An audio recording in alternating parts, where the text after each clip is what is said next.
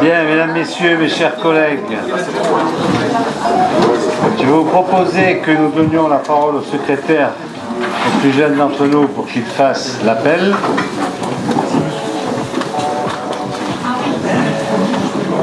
Ça marche pas. Ah.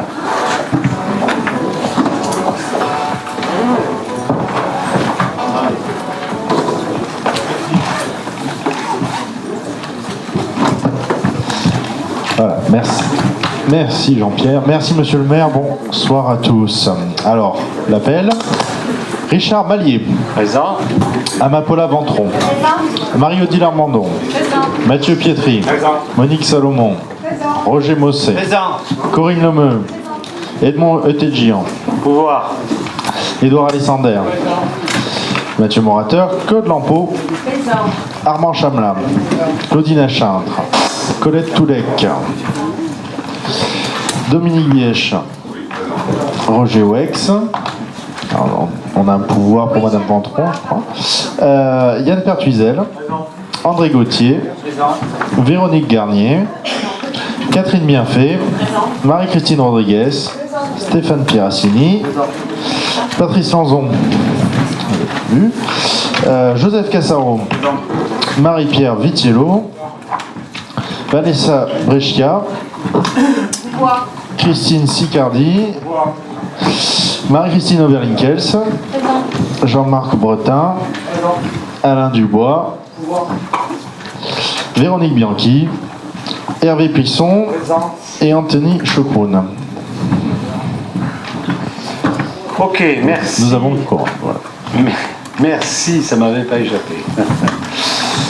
Merci Mathieu. Donc le conseil municipal, vous le devinez, vous le savez, je le dis à chaque fois, de ce soir n'échappe pas à la règle, il sera filmé, lui aussi.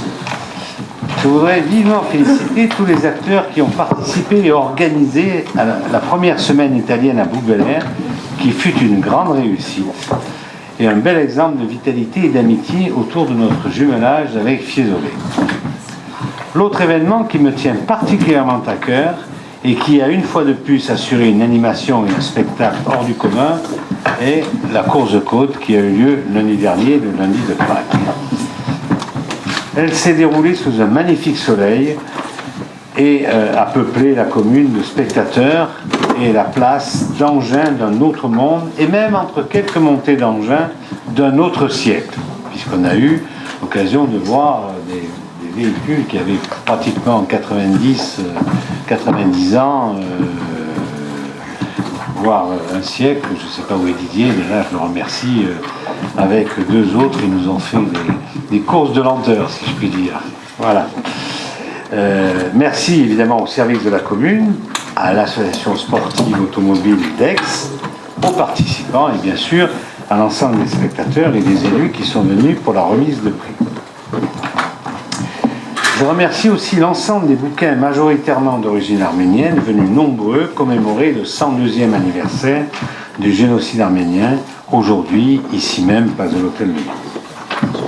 Côté cérémonie, je vous rappelle que le dernier dimanche d'avril, le prochain dimanche, est chaque année dédié à la célébration de la mémoire des victimes de la déportation dans les camps de concentration et d'extermination nazie lors de la Seconde Guerre mondiale. La cérémonie se déroulera à 11h30 devant la stèle Jean Moulin, square du Colonel Parcion. La commémoration de l'anniversaire de la victoire du 8 mai se déroulera évidemment le 8 mai à 11h, place de l'Hôtel de Ville. Pour les amateurs de course à pied, j'ai le plaisir de vous annoncer que vous pourrez prendre le départ des boucles Bel-Air ce dimanche à 9h, à partir de 9h aux Terres Blanches. Toujours dans la salle des fêtes des Terres Blanches, vous pourrez découvrir vendredi soir à 20h30 un ciné-théâtre musical tout public intitulé Le Dernier des Hommes, proposé par Carton Sardine Théâtre. Côté château, l'exposition Le Nu, les bistrots, peintures en folie de Plumes Étoiles se termine demain et laissera place à partir alors je dirais juste un mot, j'ai reçu un bouquin là-dessus sur cette exposition qui était pas mal fait d'ailleurs, cette exposition Le Nu et les bistrots, là, peinture en folie, qui était pas mal fait, j'ai reçu en fin de semaine dernière. Donc je voudrais remercier cette association Plumes Étoiles qui fait un travail fort sympathique. Par contre, son exposition laissera place à partir du 28 avril à l'association Récréation pour son exposition Chapeau.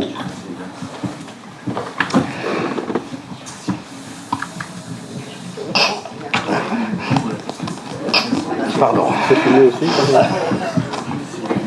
Voilà, bon, très bien. Le conseil de ce soir traitera de demandes de subventions auprès de différentes entités publiques pour financer de nombreux projets ambitieux de manière responsable.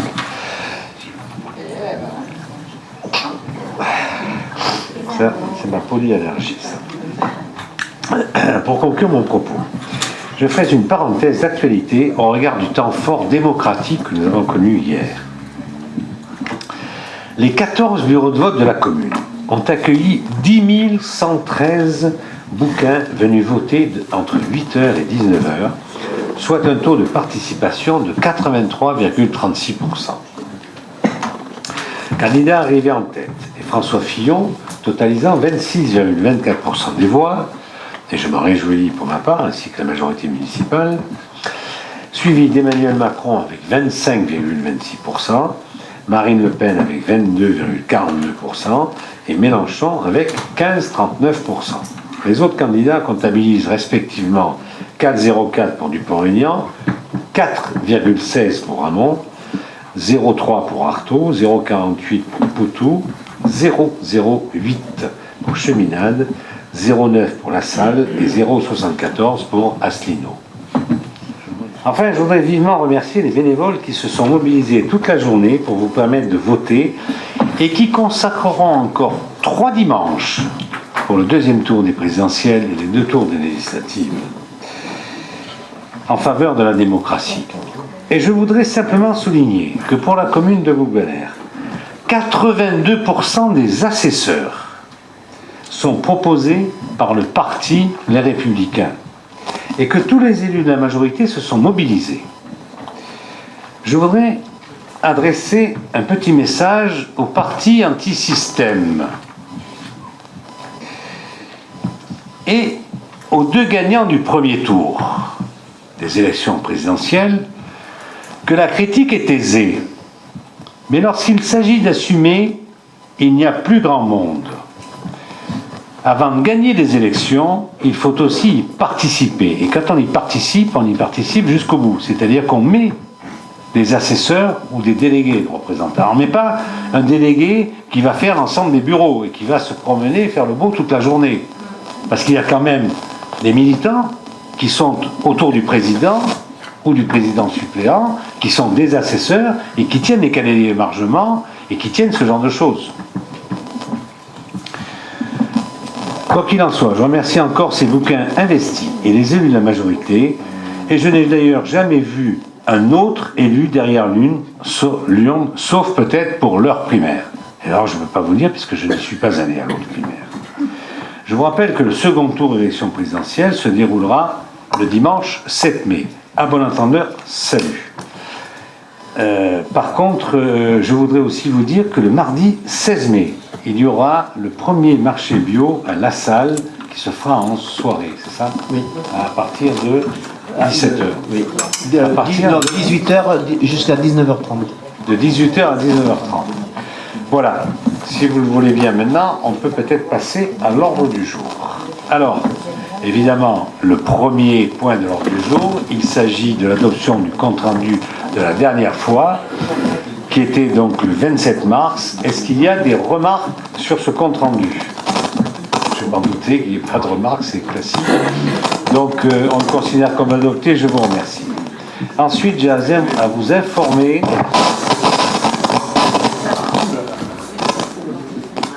de la décision prise dans le cadre de l'article 21-22 du Code général des collectivités territoriales. Il s'agit d'une décision qui est celle du 30 mars, de préemption par substitution au département, d'une préemption en périmètre d'espace naturel sensible pour les parcelles cadastrées CK numéro 43 et 67, 43 partiel et 67, au lieu dit le verger sud, pour une superficie de 4 hectares 51 centiares, pour la propriété de M. Bruno Tenvin.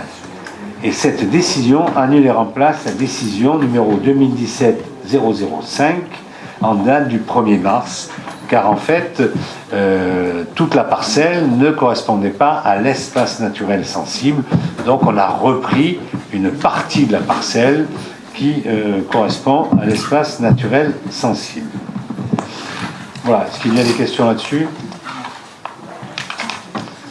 Pas de questions, mais écoutez, c'est pas à mettre aux voix. Par contre, nous passons à la délibération suivante. Il s'agit de la suppression d'un poste d'ATSEM au registre des effectifs. Bon, c'est classique. En fait, on a une suppression de poste parce que c'est un poste créé par une délibération du 1er octobre 93, parce que la personne est montée. C'est en fait une promotion de grade, c'est ça? Elle est partie à la retraite, pardon. Voilà. Voilà. Est-ce qu'il y a des questions là-dessus? Monsieur Pisson, vous avez la parole. Merci. Le poste donc là est supprimé, mais est-ce que ça veut dire qu'il sera remplacé ou il y a une diminution d'un dans les effectifs des ATSEM? Tu veux répondre là-dessus? Oui, le poste sera remplacé. Donc c'est pour la rentrée 2017, septembre 2017. Voilà, je me vois cette délibération. Voix contre, il n'y en a pas. Abstention non plus, unanimité, je vous remercie. Ensuite, nous avons la création d'un poste de technicien au régime des effectifs. En fait, il s'agit de créer un poste de technicien à temps complet pour pouvoir nommer un agent à compter du 1er juin. Et nous n'avons pas le poste, puisque le poste, il va remplacer un technicien territorial principal de première classe, je me souviens bien exactement. Bon, donc là, on n'a pas trouvé évidemment le poste correspondant, le candidat correspondant, donc on veut lancer le recrutement et donc il nous faut créer un poste de technicien. Question, il n'y en a pas. Je mets au voix cette délibération, voix contre, donc abstention non plus, unanimité, je vous remercie. Alors, nous avons après la délibération numéro 5 et la numéro 6, qui sont en fait l'indemnisation de messieurs Flocot et Roussel, madame Fargier Marion et messieurs de nouveau Flocot, Roch et Mimoun. En fait, je le fais brièvement, nous l'avions déjà fait pour monsieur Mimoun, qui avait été... pour lequel un administré avec qui il a eu quelques soucis qui sont passés donc au tribunal, il a obtenu gain de cause au tribunal, l'administré a été condamné, d'ailleurs je crois que ça a même été quelques mois de prison fait, il n'y avait pas que ça, hein, soyons clairs, hein. Mais par contre cet administré a été condamné à payer des dommages et intérêts et autres aux agents de police municipale qui avaient été agressés verbalement par ce personnage. Donc pour M. Mimoun, nous avions déjà décidé au titre de la protection fonctionnelle, de lui payer ce qu'il avait droit, et nous sommes retournés contre l'administré en question pour qu'il nous rembourse. Alors, sachant que, évidemment, nous, on a plus de poids qu'un agent particulier. Pour la bonne et simple raison, c'est que nous, on est une collectivité, on va émettre un titre de recette, puisqu'on a une délibération, et que le trésorier fera la poursuite, dans ce cas-là, avec le titre de recette. Voilà, brièvement présenter ces deux délibérations, qui sont deux affaires différentes, mais c'est pour ça que vous retrouvez deux fois le même nom, mais par contre, vous n'en trouvez qu'un deux fois, mais vous trouvez d'autres noms. Enfin, c'est les ensembles des agents qui sont pratiquement concernés. Voilà, est-ce que vous avez des questions là-dessus? Pas de questions. Je mets aux voix cette délibération. Voix contre, il n'y en a pas. Abstention non plus, unanimité. Je vous remercie. Simplement, je crois qu'il est normal que la collectivité protège ses fonctionnaires, surtout en ce moment où les forces de l'ordre ont fort à faire, compte tenu de ce qu'ils pèsent au-dessus de nos têtes. Ensuite, nous avons la mise à disposition d'un véhicule de fonction à votre serviteur, à Madame le DGS. Alors, il s'agit de 2 véhicules électriques tous les deux, qui est une Fluence, qui est de 2011. Quand je dis électrique, c'est des véhicules complètement électriques, hein, c'est pas hybride. Une Fluence 2011 pour votre serviteur et une C0 pour Madame le directeur général des services. Est-ce que vous avez des questions là-dessus? Monsieur Pisson, vous avez la parole. Merci. C'est donc un véhicule de fonction, pas un véhicule de service. Ah, c'est non, un véhicule de fonction. De fonction. Bon. Oui, alors n'ayez crainte parce que pour le véhicule que j'ai l'occasion d'avoir à ma disposition, l'autonomie est au maximum de 108 km et l'été. Parce que l'hiver, j'en ai fait, je l'ai vu, j'ai fait l'expérience cet hiver. L'hiver, quand il fait très froid, des fois, j'avais que 68 km le matin. Quand je partais, vous voyez, donc on va pas bien loin. Hein. Si vous tombez en panne et qu'on vous voit, on vous prendra un stop. Merci. Merci, monsieur le conseiller municipal. Je suis très honoré de votre... Voilà. Et quant à Madame le DG, j'avoue, je ne sais pas combien, mais elle a beaucoup moins d'autonomie parce que c'est des plus petites voitures. Elle tourne à 70 d'autonomie, vous voyez. Donc, mais par contre, simplement, regardez, vous nous avez voté un budget qui va nous permettre d'en acheter encore. Aujourd'hui, on tourne bon, ces deux-là, plus il doit y avoir 3 goupilles, il doit y avoir quoi encore comme véhicule électrique? En circulation, il n'y en a que 5. Ah non, mais on a des Kangoo qui sont prêtés aussi. On a 3 Kangoo qui sont prêtés. Il y en a 8 en tout. Et on va en commander encore 6, c'est ça, qui vont remplacer 7, qui vont remplacer en fait, pas des Kangoo, mais pas que des Kangoo. Hein, 7 qui vont remplacer des 208 turbo-diesel, pardon, ou ce genre de véhicules, ou des Kangoo diesel, qui sont des véhicules qui font maximum, pour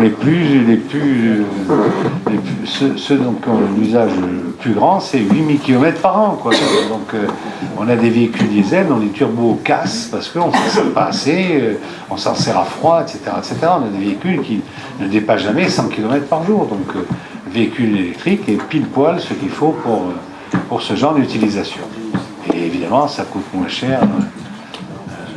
Ça coûte moins cher quand on recharge ce véhicule, c'est 2 ou 3 euros la recharge. Voilà. Donc je mets aux voix cette délibération en sachant que pour ma part, je ne prendrai pas part au vote. Est-ce qu'il y a des voix contre?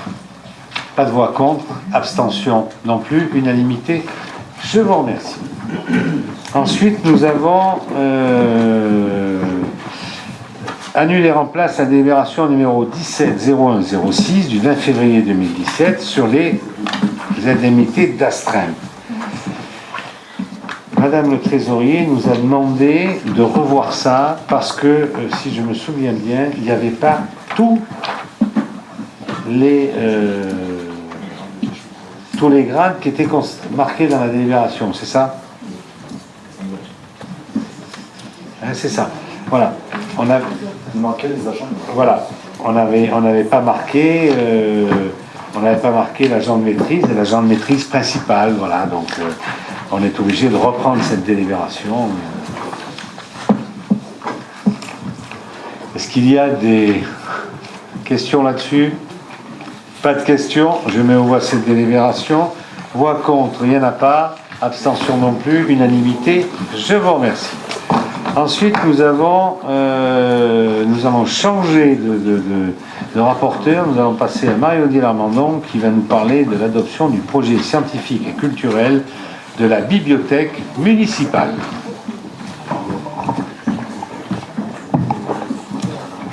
Alors, il est nécessaire pour le dossier de subvention pour le développement numérique de la bibliothèque, ce dossier de subvention, vous vous en souvenez, a été déposé auprès du département, de joindre le projet scientifique et culturel de cette bibliothèque.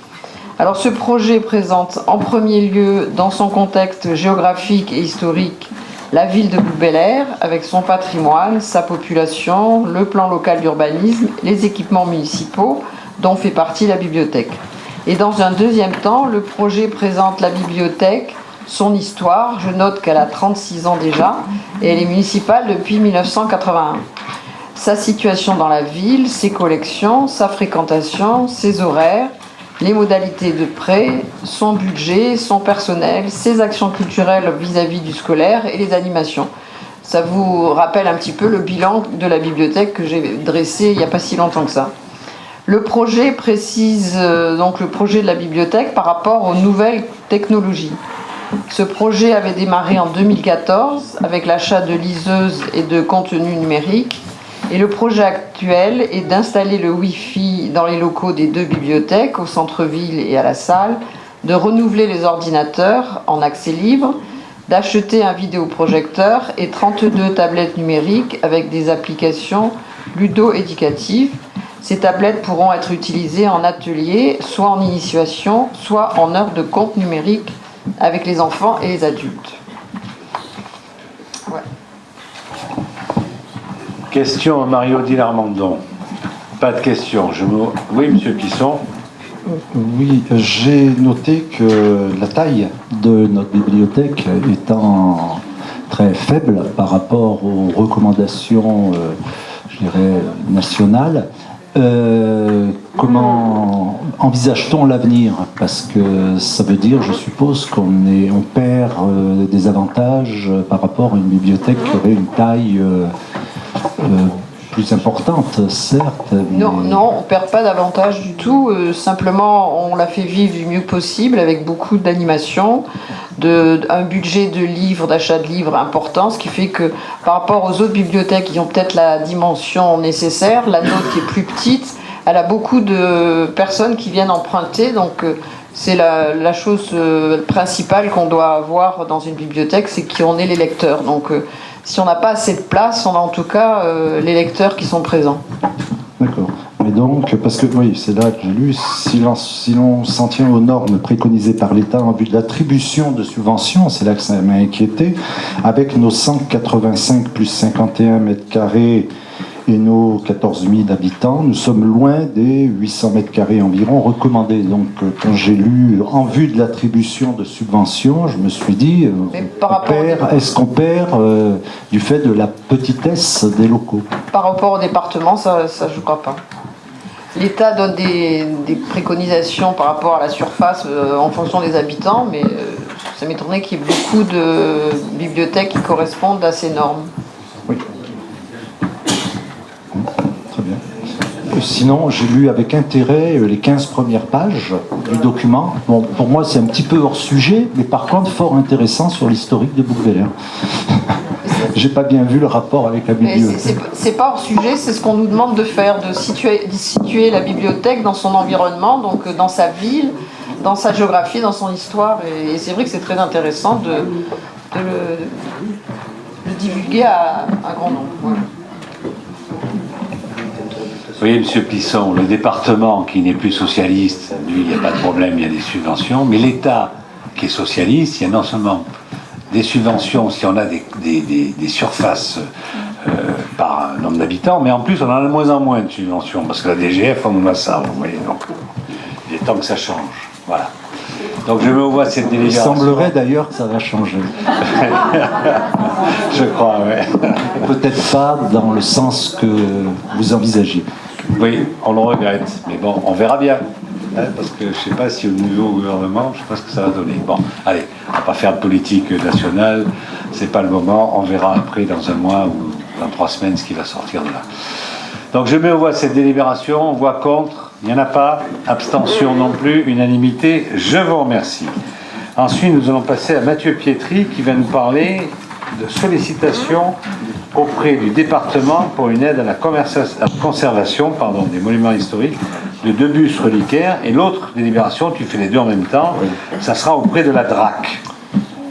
Oui, il s'agit effectivement de délibération pour la demande de subvention concernant les bustes reliquaires sculptés en bois qui représentent des évêques et qui sont dans notre église Saint-André.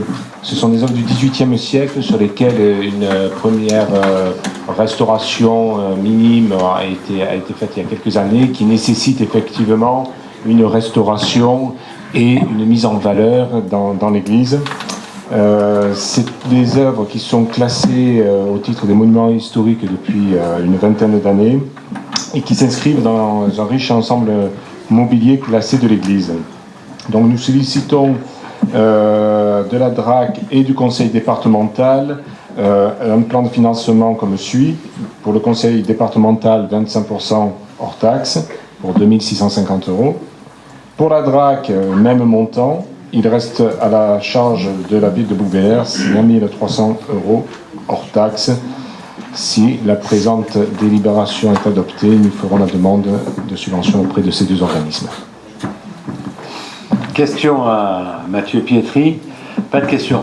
On vote les deux en même temps, vous êtes d'accord, hein? Les deux délibérations, donc voix contre, il n'y en a pas. Abstention non plus, unanimité. Je vous remercie. Ensuite, Mathieu Pietri, toujours, va nous parler de la volonté de la ville de Bouc-Béliard d'ouverture aux cultures et aux langues européennes. Oui. Il s'agit d'une délibération de principe pour marquer la volonté municipale d'ouverture aux langues et cultures européennes et ainsi renforcer le sentiment d'appartenance de tous et notamment de nos enfants à l'Union européenne. Dans le cadre de la politique européenne, d'ouverture à l'international, la ville de Bouc-Béliard souhaite affirmer sa volonté d'offrir à ses enfants l'accès à une diversité linguistique qui représente un atout et une richesse pour tous. Encourager les relations entre les jeunes de pays différents permettra à ces futurs citoyens de construire une lecture de l'Europe par la sensibilisation aux langues. L'objectif est de laisser s'ouvrir à la langue et à la culture de l'autre. Aujourd'hui, il devient facile d'étudier, de se former ou encore d'effectuer un stage dans des pays comme l'Allemagne, le Royaume-Uni, l'Italie ou l'Espagne. Élèves, apprentis et établissements scolaires ont la possibilité de participer à des échanges en Europe. Grâce à différents programmes et partenariats, le ministère a créé, par accord de coopération avec différents pays, des dispositifs bilingues dans le secondaire. Plus de 50% des écoles primaires sont investies dans des projets européens ou internationaux. Les programmes de l'éducation nationale exigent une sensibilisation aux langues vivantes dès la maternelle. La ville de Bouc-Béliard a déjà permis la mise en place de plusieurs actions en ce sens et encouragera toutes ces initiatives au sein de ses services et notamment en direction des enfants, des plus petits aux plus grands. Tout en gardant et en étant fiers de notre identité, de notre histoire, de notre culture, il apparaît nécessaire de favoriser les échanges avec les pays européens afin de renforcer le lien européen.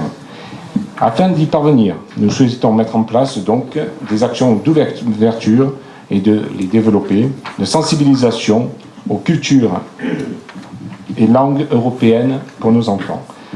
Il y a déjà de nombreuses actions qui sont menées ou en cours. On vous en a signifié quelques-unes. Les échanges dans le cadre d'un pacte d'amitié avec la ville de Fiesole en Italie, la constitution d'un fonds de livres en langue étrangère à la bibliothèque, nous venons d'en parler, des échanges avec les écrivains italiens, la collaboration avec des troupes de théâtre belges, allemandes ou hollandaises, l'introduction de l'anglais dans les activités des TAP, les ateliers d'écriture pour les enfants non francophones, des activités à thème au sein de la LSH et de l'Espace Jeune, des rencontres sportives internationales.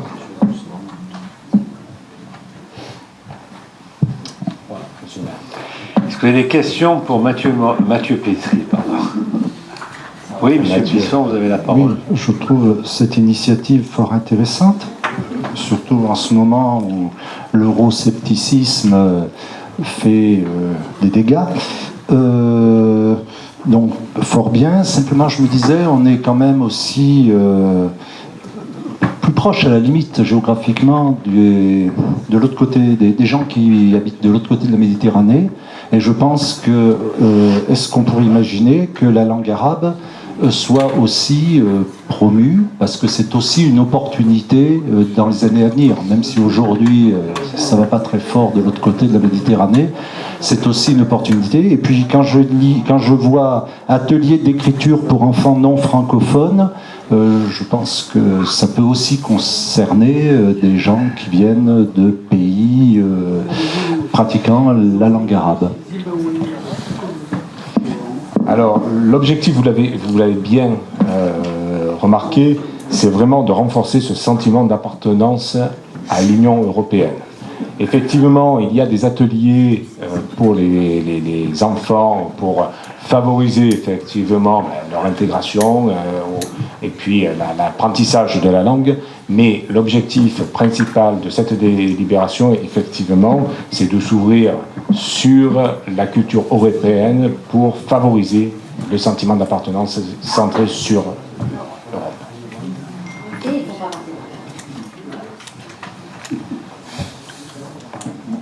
Ok. Donc je mets aux voix cette délibération, cette volonté commune. Voix contre, il n'y en a pas. Abstention non plus, unanimité, je vous remercie. Ensuite, toujours Mathieu Pietri qui va nous parler de la DSP, avenant numéro 1 à la Convention de DSP relative à la gestion des 3 structures de la petite enfance. Oui, il est rappelé l'historique de la procédure, alors je ne vais pas vous la relire, vous l'avez sous les yeux, de délégation de service public. Et après quelques mois d'exploitation, il est proposé des modifications, des précisions à la DSP et au règlement intérieur, objet du présent avenant qui vous a été joint à la délibération. Il s'agit de l'introduction d'un nouvel article dans la convention de la DSP imposant aux délégataires de présenter annuellement un nouveau règlement intérieur pour chaque structure à la collectivité. Donc pour les 3 crèches dont il a la délégation. Cette clause permettra d'adapter les règlements intérieurs aux évolutions, aux besoins des familles et favorisera le dialogue régulier entre les partenaires. Cet avenant, bien sûr, ne modifie pas substantiellement la DSP, qui est une condition évidente. L'avenant également modifie les règlements intérieurs, notamment la prise en compte des mouvements du personnel des crèches, notamment la direction d'une crèche, la directrice d'une crèche qui a changé, donc on en apporte une modification. Ça introduit aussi la programmation des réunions de travail des équipes dans les crèches en dehors des horaires de présence des enfants. La suppression de la mention d'une marque de couche en l'occurrence et l'abandon de l'entretien des locaux par un prestataire de service. L'entretien, effectivement, sera fait par du personnel de la société. Voilà globalement les modifications approuvées à la DSP et au règlement intérieur qui font suite, effectivement, au retour d'expérience sur les premiers mois de délégation. Oui. J'en profite pour éventuellement demander quelles sont les impressions, puisque le nouveau prestataire est en œuvre depuis quoi, le 1er août ou quelque chose comme ça, hein? 1er septembre, effectivement, la réouverture. La réouverture. Et est-ce que les échos sont bons ou est-ce qu'il y a des difficultés qui apparaîtraient dès à présent? Non. Non. Pas de difficultés, les échos sont bons, de très bons échanges avec l'ensemble des intervenants. Donc voilà, pour l'instant, de bons échos et de bons retours. Dire aussi, Mathieu, qu'au niveau du contentieux avec le PCR, puisque le PCR nous a fait un recours référé, ils ont été déboutés, et maintenant c'est sur le fond, mais bon. Je suis fort aise là-dessus, je suis tranquille de ce côté-là pour ma part. Donc je mets aux voix cet avenant numéro 1. Voix contre, il n'y en a pas. Abstention non plus. Unanimité, merci. Et Mathieu, tu continues de nous parler du séjour d'été éducatif et sportif pour les 7, non pas à 77, mais à 17 ans, à Ancel, fixation du taux de participation financière des parents. Il est proposé, effectivement, comme chaque année, que le service animation de la commune de Bouc-Béliard organise un séjour d'été et on accorde une participation financière aux familles des enfants qui partent cette année du 24 au 28 juillet à Ancel. Pour l'année 2017, en fonction du coût total du séjour par enfant qui s'élève à 278,37 €, il sera attribué aux familles qui résident sur Bouc-Béliard une participation de 0 à 55% selon leur quotient familial. On vous rappelle la formule de calcul du quotient familial. Donc les participations communales seront entre 0 et 139,19 € selon les quotients familiaux qui ont été votés il y a un an. On s'est basé là-dessus. Voilà. Question à Mathieu Pietri. Pas de questions. Je mets au voie cette délibération. Voix contre. Il n'y en a pas. Abstention non plus. Unanimité. Je vous remercie. Enfin, Mathieu, la dernière, c'est stage de récompense pour les jeunes bénévoles, effectuant évidemment la surveillance en forêt pendant l'été. Oui, c'est également une délibération traditionnelle concernant le stage de récompense offert aux jeunes bénévoles qui surveillent nos forêts cet été. L'éducation à la citoyenneté et au développement durable fait partie intégrante des missions de l'espace jeune. L'espace jeune organise et encadre donc cette surveillance en forêt en partenariat avec le CCF et le CCFF et la société de chasse Saint-Hubert. Les jeunes bénévoles de 13 à 17 ans postulent pour participer à cette action civique en faveur de la préservation de notre domaine naturel communal. En récompense, il est proposé de leur offrir un séjour qui se déroulera cette année du 28 août au 31 août au centre de loisirs du Lotaret à Saint-Vincent-les-Forts, dans les Alpes de Haute-Provence. C'est un séjour qui sera en pension complète avec un programme d'activité qui sera établi. Pour un montant global de 8 280 € TTC pour 36 bénévoles et 4 encadrants. Merci Mathieu. Question à Mathieu Pietri. Pas de questions, donc je mets au voie cette délibération. Voix contre, il n'y en a pas. Abstention non plus. Unanimité, je vous remercie. Nous allons passer à Monique Salomon qui va nous parler de l'étude de détermination du potentiel agricole et d'environnement des secteurs agricoles du Pin Porte Rouge et Castelregina pour une mise en valeur agricole en contexte périurbain. Merci Monsieur le maire. Dans le respect de notre engagement municipal de préserver et de mettre en valeur les espaces agricoles et de remettre en fait l'agriculture et les espaces qui lui sont dédiés au cœur de notre projet de ville, nous avons demandé à la Chambre d'agriculture de réaliser une analyse sur 2 secteurs de la commune afin d'identifier et de nous préciser les projets agricoles qui pourraient s'y réaliser afin de préserver nos terres agricoles. Nous avons identifié 2 secteurs classés en zone agricole du PLU, les plus homogènes de la commune et les plus caractéristiques par leur situation et leur positionnement et leur potentiel cultivable. Il s'agit donc du secteur de Pin Porte Rouge qui se situe en limite sud-ouest de la commune, proche de Lafarge et de Septème, avec des terrains d'une superficie de 18 hectares, propriété de la commune et de Lafarge. Le secteur Castelregina, qui longe la voie Paul-Émile Victor, en limite de la Salle, d'une surface de 16 hectares, propriété de la famille Burkard, sur lesquels les anciens de Bouc-Béliard se souviennent sûrement des nombreuses vaches qui paissaient dans les champs, du lait et des yaourts que nous pouvions acheter à la ferme, avec aussi la qualité des œufs de toutes les poules de la ferme. Sur ces 2 secteurs, nous avons demandé à travers cette étude d'identifier et de préciser les projets agricoles les mieux adaptés à l'environnement tenant compte des enjeux écologiques, patrimoniaux et paysagers de ces espaces agricoles, mais aussi de l'aptitude de sol pour leur mise en valeur agricole. Nous recherchons donc une agriculture économiquement viable qui puisse se développer en relation avec le bassin de consommation locale, une agriculture qui permette de retisser du lien ville, campagne, habitants, agriculteurs, pour une saine appropriation collective de son agriculture par la population. Ça pourrait être des exploitations agricoles favorisant les productions locales et les circuits courts, mais aussi permettre une sensibilisation du public, un accueil pédagogique pour les enfants et la création d'une pépinière agricole destinée à former de jeunes agriculteurs et ainsi les aider à s'installer et pourquoi pas faire pousser une ferme écologique.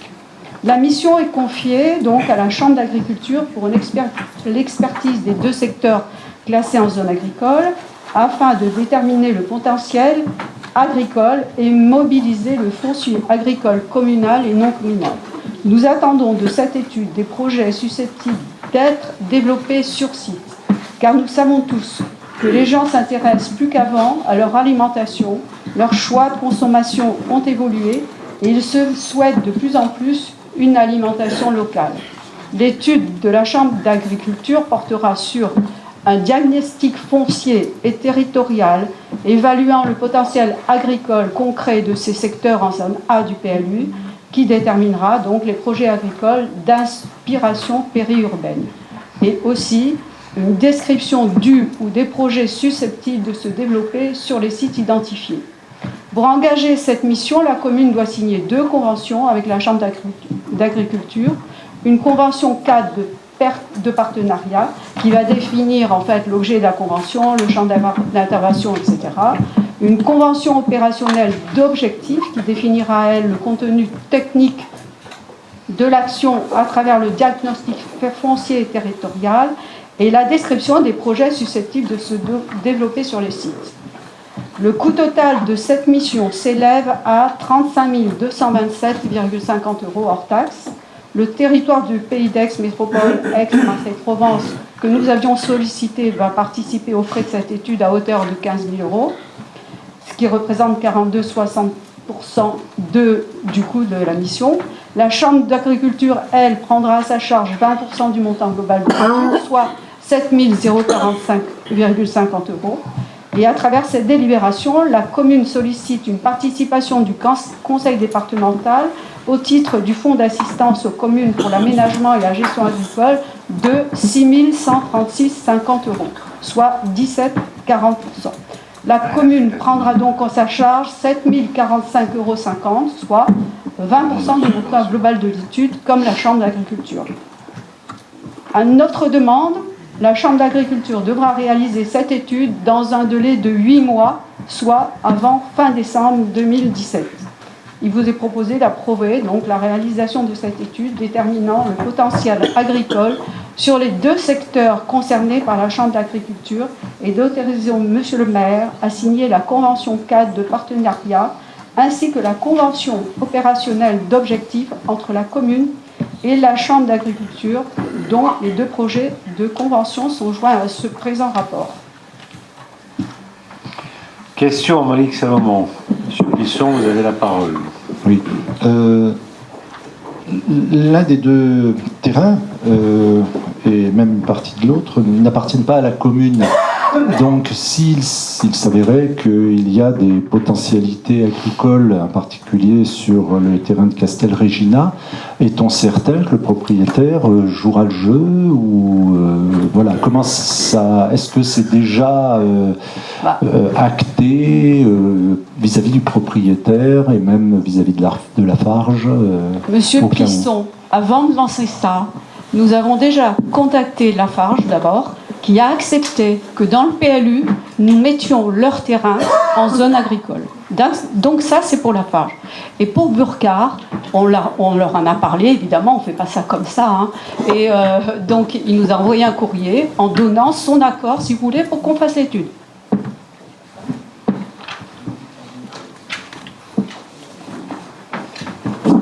Oui, voyez qu'il y a eu concertation avec le propriétaire. Oui, oui, mais bon, qu'il donne son accord pour l'étude, je le comprends, mais si l'étude est positive, il sera peut-être moins d'accord pour laisser la commune, comment je dirais, promouvoir une activité. Et il reste chez lui quand même. Ah bah absolument, mais on lui soumettra. De toute façon, on ne va pas le faire s'il n'est pas d'accord. Hein.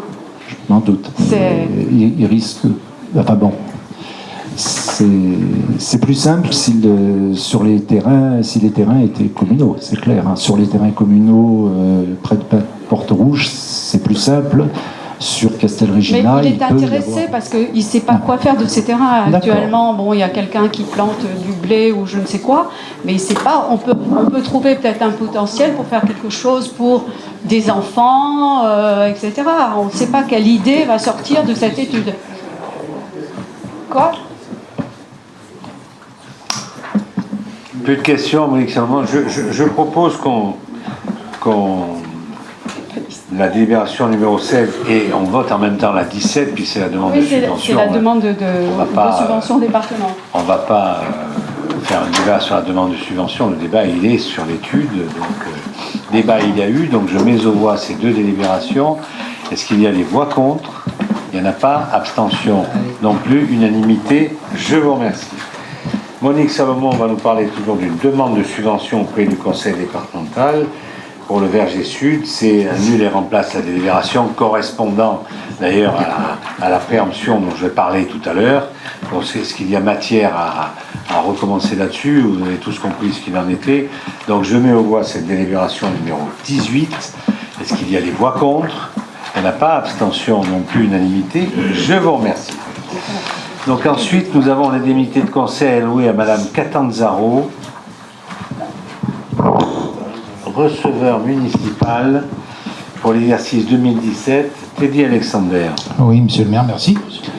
Donc, l'Assemblée délibérante est appelée à se prononcer sur les indemnités octroyées à Madame le trésorier principal. Il est donc proposé au conseil municipal de demander le concours du trésorier principal pour assurer des prestations de conseil, d'assistance en matière budgétaire, économique, financière et comptable. D'accorder l'indemnité du conseil au taux de 100%. Cette indemnité établie par le trésorier principal et vérifiée par le trésorier supérieur général est calculée selon les bases définies à l'article 4 de l'arrêté interministériel du 16 décembre 1983. Que les crédits nécessaires à la dépense soient prévus au budget 2017. Telles sont les raisons qui nous incitent à proposer au conseil municipal de prendre la délibération ci-après. Approuver l'indemnité de conseil à attribuer à Mme Catanzaro de 2 564,84 € pour l'année 2017. Voilà. Voilà, c'est l'habituelle indemnité au receveur municipal. Donc, est-ce qu'il y a des questions? Pas, simplement qu'à la lecture de la délibération, il n'y avait pas le montant que vous avez cité. 2500, vous avez donc c'est un calcul qui est fait... non, mais je suis d'accord avec le calcul, mais apparemment dans la délib est approuvé... Oui, sur la délib, mais sur la note de synthèse, je vous ai donné le montant sur la note de synthèse. Et de 2000, je vous le répète, 2564,84 €. Bon, si c'est un oubli, excusez-nous. Non, non, mais c'est pas notre. J'allais juste poser la question, mais peut-être que je l'ai. Vous savez, chaque année, c'est la même, hein, de toute façon. Non, mais il n'y a pas de problème. Ça m'étonnerait que chaque année, ce soit la même. Plus ou moins. Ah, merci. Mais elle est toujours, disons, dans la même fourchette. Voilà. Hein, ce sont des taux qui sont toujours calculés de la même manière. Pas s'empêcher. Bien. Pas de questions, donc je mets aux voix cette délibération. Voix contre, il n'y en a pas. Abstention non plus, unanimité. Je vous remercie. La délibération numéro 20 est retirée de l'ordre du jour. Par contre, la 21, il s'agit d'une demande d'aide financière pour l'achat de matériel alternatif destiné à supprimer l'usage des produits pesticides auprès de l'Agence de l'eau. Et le rapporteur est Mathieu Morateur. Merci, monsieur le maire. Oui, en effet, ce soir, nous allons essayer de gagner une abeille, ou des abeilles en tout cas, puisque ce sont les animaux qui labellisent l'appartenance à la charte de la région vers une région sans pesticides. Nos collectivités s'engagent. Donc, après les 2 libellules que nous avons obtenues dans le cadre du concours national pour la biodiversité. Nous sommes depuis le 1er janvier 2017 labellisés une abeille. Pourquoi ? Parce que depuis le 1er janvier 2017, donc toutes les collectivités n'ont plus le droit d'utiliser de pesticides sur le domaine public, excepté pour les terrains sportifs et les cimetières. D'ailleurs, cette interdiction sera élargie aux particuliers à compter du 1er janvier 2019, voilà, soyez prévenus. Mais nous avions, au préalable, engagé notre démarche zéro phyto, donc en expérimentant sur plusieurs lieu du domaine public de la commune notre démarche. Donc nous faisions de l'entretien avec 100 produits phytosanitaires. C'est à ce titre donc que nous avons été labellisés. Comme cette expérimentation par la force de la loi est élargie à l'ensemble du territoire communal, nous avons besoin aujourd'hui de nous équiper d'un nouveau désherbeur mécanique autoporté, donc pour un montant de 18 000 € hors taxe, et nous sollicitons donc le soutien financier de l'Agence de l'eau au taux de financement de 80%, c'est-à-dire le maximum que nous pouvons demander. Question à Monsieur Morateur. Monsieur Pisson, mais alors je vais dire quelque chose. Non, c'est important. C'est important. On peut s'étonner que l'Agence de l'eau, qui est l'agence qui collecte des taxes sur l'utilisation de l'eau, facture de la SEM ou le Canada d'ailleurs, mais l'Agence de l'eau, comme ça va dans le pesticide, vont dans la nappe, donc ça veut dire qu'on a de l'eau polluée en dessous. Donc il est important de ne pas utiliser des pesticides, et l'Agence de l'eau donc encourage par des subventions à ce qu'on n'utilise pas de pesticides. Voilà. L'action de prévention. Voilà. Donc je mets au voix. C'est l'objet même de l'Agence de l'eau de faire payer les pollueurs pour ensuite améliorer les choses qui peuvent l'être. Voilà. Donc je mets au voix cette délibération. Voix contre, il n'y en a pas. Abstention non plus, unanimité. Je vous remercie. Ensuite, nous allons passer la parole à Yann Pertuzel qui va nous parler, qui va nous informer sur le rapport annuel 2016 de la Commission communale pour l'accessibilité. Oui, merci Monsieur le maire. Donc, chers collègues, donc conformément donc à sa mission, la Commission communale pour l'accessibilité donc a établi son rapport annuel pour 2016 et qu'elle a validé le 4 avril dernier en commission. Alors c'est le second rapport de la Commission après celui de 2015. Vous avez tous pu prendre connaissance donc, de sa synthèse qui vous a été adressée, et il a pour principal objet donc ce rapport de faire le bilan à un an de l'agenda d'accessibilité programmée de la commune, l'ADAP. C'est un terme que tout le monde commence à bien connaître maintenant. Alors comme le prévoit d'ailleurs le processus de l'ADAP, ce bilan à un an a été adressé au préfet début mars. Il fait apparaître des retards qui ont été pris dans le déroulement des travaux programmés en 2016. Alors ces retards sont principalement dus à des marchés qui n'ont pas pu être notifiés donc, pour diverses raisons. Seule la salle des vergers a été totalement mise aux normes. Alors ce qui n'a pas pu être fait en 2016 est prévu donc cette année. Je cite par exemple l'hôtel de ville où nous trouvons, le complexe des Terres Blanches ou encore la gendarmerie. Et ces travaux viendront s'ajouter à ceux qui sont déjà planifiés pour 2017. Et pour 2017, donc certains d'entre eux ont été reportés aux années suivantes dans le cadre d'aménagements qu'on a été amenés donc à apporter donc à la programmation générale. Le but est bien de rendre accessible à 100% les 42 établissements recevant du public et les installations ouvertes au public de la commune pour 2021. Parce que je le rappelle, l'agenda s'échelonne de 2016 à 2021. Alors je tiens quand même à préciser que nous ne partons pas de rien, puisque le diagnostic qui avait été établi en septembre 2015 pour faire l'agenda, donc pour nos 42 ERP et IOP, donc avait relevé un taux d'accessibilité global déjà réalisé pour la commune assez homogène. C'est ainsi que 35 de nos ERP aujourd'hui ont déjà un taux d'accessibilité qui est compris entre 50 et 80%. Il y en a 6 qui ont un taux même supérieur à 80%. Et on en a un seul qui est inférieur à 50%. Pour information, c'est l'école de la bergerie. Voilà, donc tous les travaux, je le rappelle, visent bien donc à rendre à 100% accessible l'ensemble des 42 ERP et IOP de la commune pour 2021. Alors maintenant, s'agissant du plan de mise en accessibilité de la voirie et des espaces publics, le PAV. Alors comme beaucoup de bouquins ont pu s'en rendre compte, des travaux ont été réalisés donc dans le courant de cette année, dans le cœur de la commune, et plusieurs chantiers d'envergure de voirie qui ont été réalisés. Au cours de l'année également, ont donné lieu à une prise en compte systématique de la problématique de l'accessibilité. Alors, ça a été le cas par exemple, je le rappelle ici, pour le chemin de Saint-Hilaire, ou encore le cours du Ferrage ou la rue Renoir. Ces travaux se poursuivront tout au long de l'année sur d'autres secteurs de la commune, dont, bien sûr, un secteur important qui est celui de la RD 8N. Alors, en ce qui concerne un petit mot sur la sensibilisation en général de la prise en compte du handicap, la commune poursuit là aussi ses efforts en informant très régulièrement les bouquins et les bouquins par la revue municipale et le site internet, que j'invite d'ailleurs, je profite de l'occasion pour inviter mes concitoyens à consulter régulièrement le site, pas uniquement pour le handicap, mais pour tous les domaines qui les concernent. Vous y trouverez toutes les informations possibles et imaginables. Et enfin, en tant que délégué aux personnes handicapées, je précise que depuis le début de l'année, je suis ce qu'on appelle le Handi-Contact de la commune. Alors ça veut dire ce que ça veut dire.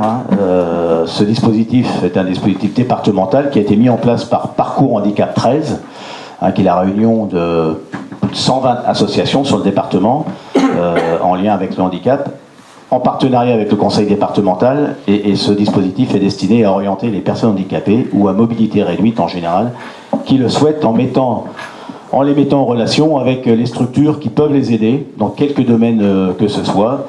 Et pour ça, je suis joignable tout simplement par téléphone ou par mon adresse électronique. Voilà, si vous avez des questions particulières à me poser, je suis prêt à y répondre. Voilà, question à poser à Yann Pertuzel. Non, il a été suffisamment clair. Eh bien écoutez, merci, puisque c'est une information, donc on n'a pas à voter là-dessus. Ensuite, nous avons une convention de servitude entre Enedis et la commune que nous devons voter pour me permettre de signer, et le rapporteur est Armand Chamelin. Merci Monsieur le maire. En fait, c'est une convention de régularisation. Alors, dans le cadre de l'aménagement de l'aire des gens du voyage, Cise-la-Salle, la commune de Bouc-Bélier a décidé d'enterrer le raccordement électrique de ce site. Ce projet consiste à l'enterrement d'une conduite électrique de 400 volts, d'une longueur de 144 mètres linéaires, sous la parcelle communale CN 0145, et nécessite la passation d'une convention de servitude entre Enedis et la commune. Monsieur le maire soumet donc à l'Assemblée délibérante l'approbation de cette convention de servitude qui prend effet à la signature des parties et qui est conclue pour la durée des ouvrages. Est-ce que vous avez des questions à poser à Armand Chamelin? Qu'est-ce qui a motivé cette décision d'enterrer la ligne? Est-ce qu'il y avait des problèmes ou est-ce qu'il y avait des... Est-ce que ça entraînait des... Non, aucun problème. C'est aussi pour le visuel, c'est-à-dire plutôt que d'avoir des lignes aériennes, on a opté pour l'enterrement de cet ouvrage. Ok. Donc je vais mettre aux voix cette délibération, cette convention. Est-ce qu'il y a des voix contre? Des abstentions? Non plus, unanimité, je vous remercie. Nous avons une question diverse. Alors je vais vous la lire. De M.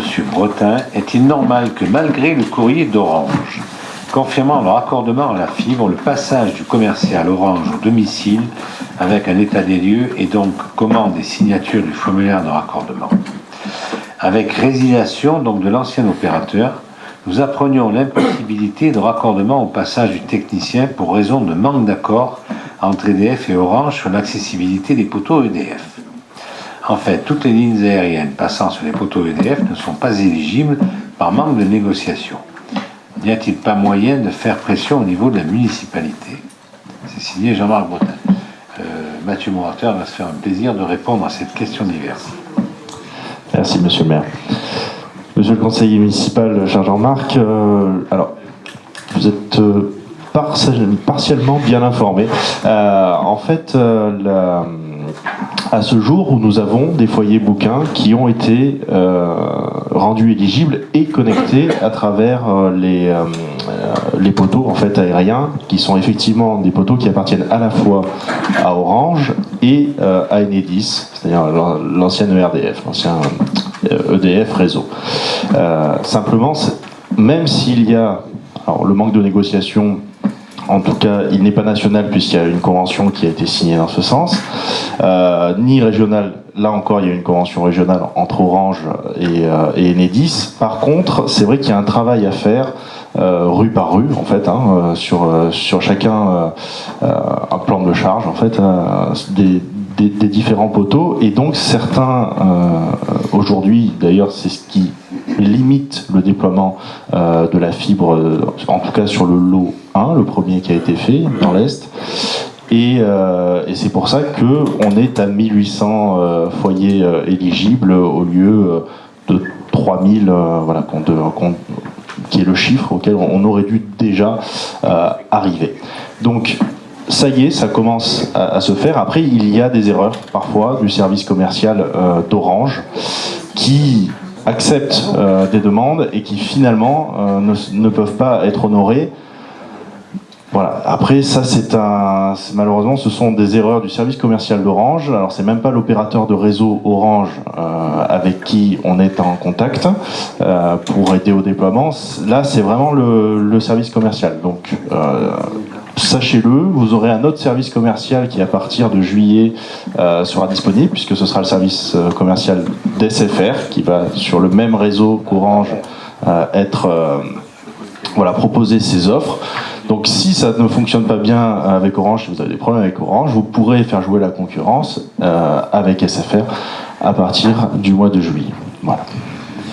Ah ben écoutez, moi je me félicite que SFR aussi déploie et qu'il y en ait d'autres, parce que le problème c'est qu'il n'y avait qu'Orange, et donc voilà, on ne s'embête pas, mais écoutez, le commercial, ils mettent le réseau, hein, ils ont mis le réseau, l'opérateur il déroule, mais après je crois qu'à partir de l'armoire de la fibre, c'est ça, à partir de l'armoire de la fibre, c'est le commercial qui va tirer. Et donc le commercial, comme il était tout seul, il avait le monopole, excusez-moi, il s'embêtait pas, quoi, je veux dire, donc voilà. À partir du moment où je faut signer une bonne commande, à partir du moment où il faut signer une bonne commande à l'abonné, il n'y a pas un moyen de recours, il n'y a pas une solution. Ah ben là, c'est vraiment du droit de la consommation entre le fournisseur d'accès Orange. On valide la commande, le commercial se place au domicile du particulier, le bon de commande est signé. Le résultat, c'est lorsque le technicien de CRC vient, qui dit à l'abonné, ben non, désolé, je ne peux pas vous raccorder. Ah, je vois bien le problème, mais là on est vraiment sur un problème de droit de la consommation entre un particulier et son fournisseur d'accès. On est loin du déploiement du réseau sur lequel on intervient. Donc ce sont des cas qui peuvent arriver malheureusement. Bon, c'est le premier quand même que je rencontre jusqu'à présent. Il y a eu pour l'instant plutôt dans le sens inverse des gens qui n'étaient pas forcément tout à fait éligibles et pour lesquels le technicien a quand même été conciliant. Voilà. Mais bon, si c'est le cas, là malheureusement on est vraiment sur un contentieux entre particuliers et entreprises et pas du tout dans la politique communale. Jean-Marc, on se félicite de la concurrence, parce que ça va voilà, permettre de les booster un peu. Voilà, ils vont avoir de meilleures offres et ils vont être beaucoup plus réactifs. Moi, ce que j'avais eu comme information... Allez, essayez de ne pas parler... voilà. Non, les quelques cas qui me sont remontés, c'est ce que les techniciens disent à chaque fois. Attendez, peut-être que SFR fera mieux. Ah bon Bon, Orange n'ont pas les accords avec EDF parce qu'ils n'ont pas voulu payer apparemment le raccordement. Maintenant, SFR peut-être l'ont déjà fait ou Free, mais attendez. En fait, oui, voilà, rue par rue. Après, ils doivent se mettre d'accord pour l'allocation des poteaux. Donc après, c'est pour ça qu'on se félicite vraiment que SFR vienne s'installer. D'ailleurs, leur nœud de raccordement optique se situera dans l'emprise communale, puisque ce sera au château. Ça remplacera une partie du matériel technique qui était aujourd'hui pour le mobile. Voilà. Donc, à partir de juillet, vous pourrez passer également par SFR. Donc, voilà, vous pourrez faire jouer la concurrence. Moi, ce que j'ai eu comme information, parce que je m'étais étonné qu'il n'y ait que Orange, c'est que comme c'est Orange qui investit plus, je crois qu'ils ont le droit pendant 1 an d'être en situation de monopole. Puis ensuite, d'après ce que on m'a dit, il y a SFR et Bouygues qui auront la possibilité de proposer leurs prestations. Par contre, Free, par exemple, lui n'ayant jamais mis un copec, il n'aura pas accès à la fibre. Voilà ce que j'ai eu comme information, mais après, ça vaut ce que ça vaut. Alors, c'est pas tout à fait ça, puisque du coup, en fait, ce qu'ils ont, c'est qu'une fois qu'ils ont posé l'armoire de rue, à partir de laquelle on peut desservir les abonnés, enfin les gens éligibles, en tout cas, ils ont 3 mois, ils doivent le signifier aux autres opérateurs, et si les autres opérateurs ne répondent pas ou répondent défavorablement, eux peuvent y aller sans attendre que les autres opérateurs viennent opérer sur leur réseau. Donc c'est ce qui s'est passé jusqu'à présent. En revanche, tous les opérateurs inscrits à l'ARCEP peuvent utiliser leur réseau, moyennant un prix de location qui est régulé par l'ARCEP. Voilà, tout simplement. Donc jusqu'à présent, il n'y avait eu aucun autre opérateur qui avait souhaité donc aller sur la fibre déployée par Orange jusqu'ici. Aujourd'hui, SFR a décidé de le faire et s'installe à partir du début du second semestre en 2017. Voilà, mesdames, messieurs, j'ai pas d'autres questions, donc je vous souhaite à toutes et à tous un bon appétit et une bonne soirée. Merci, monsieur le maire.